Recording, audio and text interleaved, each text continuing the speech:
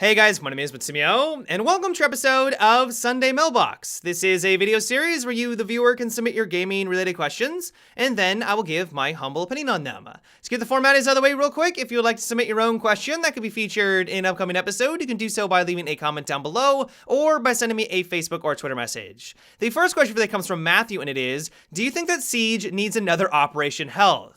I'm kind of surprised by how many people have brought up this suggestion lately.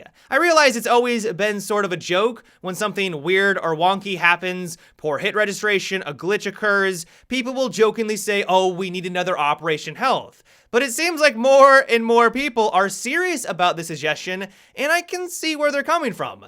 These last couple of seasons have been a bit rough with the glitches, the bugs, the poor hit registration, and the hacking situation on PC. And so some people would like Ubisoft to sit down, hammer all of this out so that we can get a better experience when they introduce a new season. And if we need to have an Operation Health, then that might be the best way of going about it. The reason why I'm not sold on this idea, though, is that I feel like a lot of people don't remember how bad the game was before we had Operation Health. The entire idea of having that season dedicated to improving the game was that they were going into their core infrastructure, they were trying to lay the foundation for future updates, so they never had to do this again. I don't think people remember how long queue times were back in the day. You didn't have one-step matchmaking. If you wanted to find a match, you had to just sit there in the lobby the entire time. You couldn't view your profile, you couldn't go to different operators and change out their loadouts, you just had to sit there for a good 5 to 10 minutes trying to find a game. They really went into their back end to improve the entire system, and I just don't really think that that's necessary anymore. Yes, there are bugs and glitches, but do we need to take away an entire season like they did and give them another 3 months, so 6 months total between seasons to make these improvements? I just don't think that's necessary.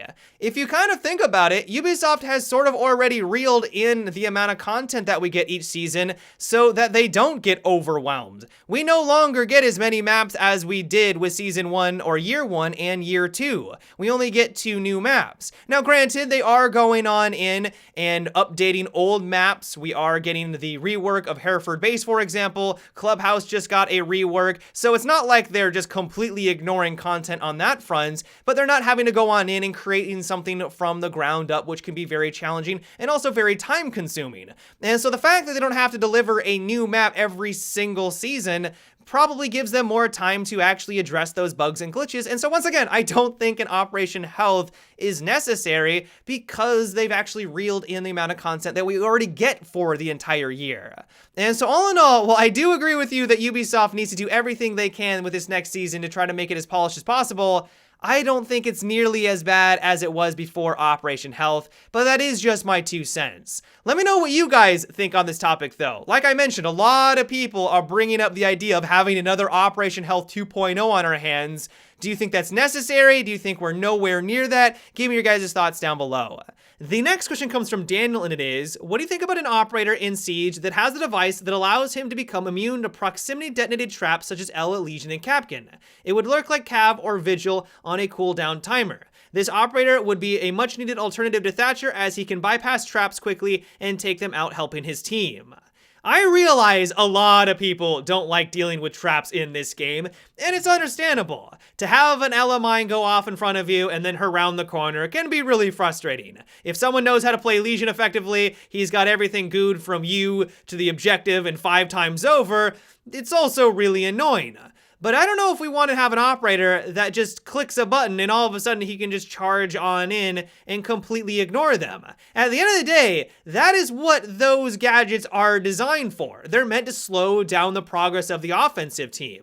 They are used as an early warning sign. They are used as a way to be able to identify where they're pushing from, and to no longer have that makes those operators honestly obsolete if they're fighting this character. Another reason why I'm not entirely sold on this idea is that it's a completely selfish gadget. I really like it when Ubisoft is able to add in new operators that adds a further layer of teamwork. this only affects him. Now, you do mention that he might be used for teamwork. If he activates his ability, he can then rush in through the doorway that had the Elamine above it. He can then quickly whip around and take it out, but that would be the only real scenario where that gadget has any team functionality. Every other gadget that you mentioned, CanCan and Goo Mines, you can see those from the other side of the doorway. You don't need someone to rush into the other room to be able to accomplish that task. And so all in all, while I do agree with you that Ubisoft should add in more operators that can deal with the wide variety of gadgets that we have on defense,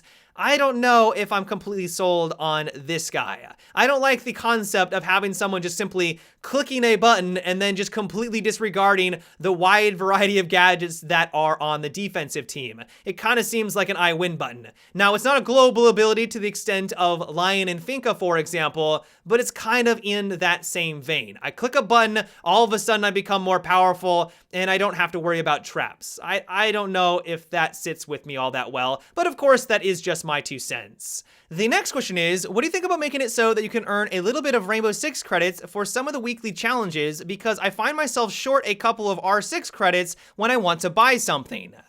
I completely understand where you're coming from on this one. I have been in those situations where I want to buy something new, I check my credits, I'm a little bit short, and so then I have to spend another $5 or $10 to get more so that I can actually buy the thing that I want. You have to remember, though, that that is exactly what Ubisoft wants, and this has been a business model for a lot of games lately, where it pretty much just tries to make you spend more money than you actually would.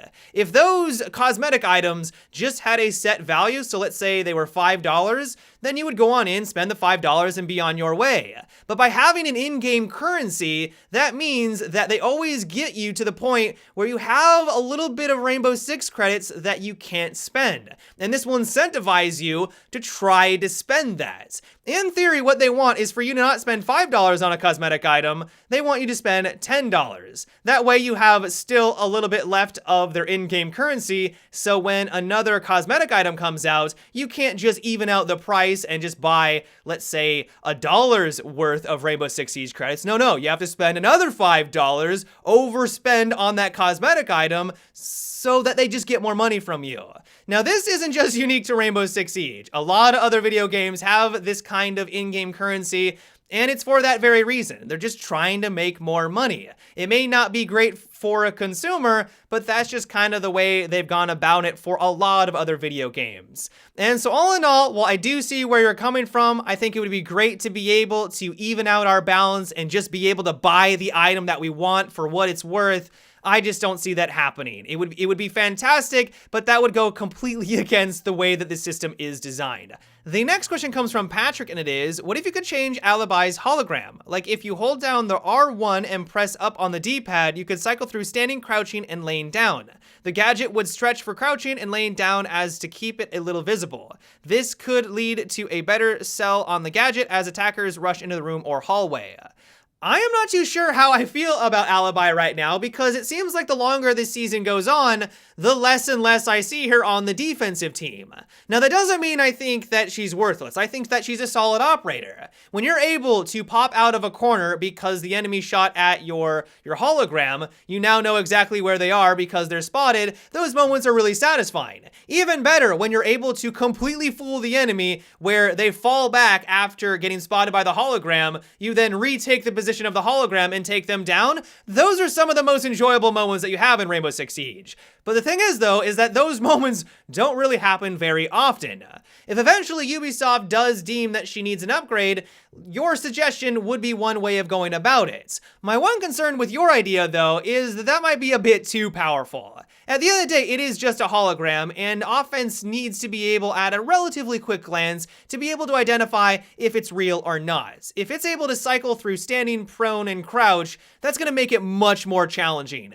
And so overall, I think that this is going to be more of a wait and see.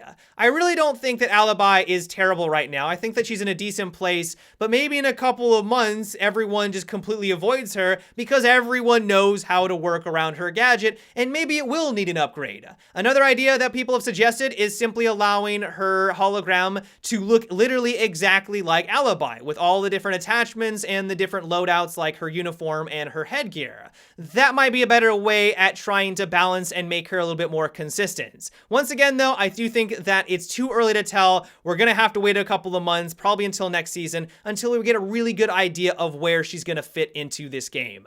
But yeah, guys, that is about it for today's episode of Sunday Mailbox. I hope you enjoyed. Let me know what you thought about what we discussed in today's video. Do you like the idea of having an offensive operator that can become immune to the wide variety of gadgets on defense? Do you think that we need an Operation Health 2.0? Let me know down below in the comments. As always, if you would like to submit your own question for an upcoming episode, you can also leave a comment or by sending me a Facebook or Twitter message. But until tomorrow, guys, have a good one and take it easy.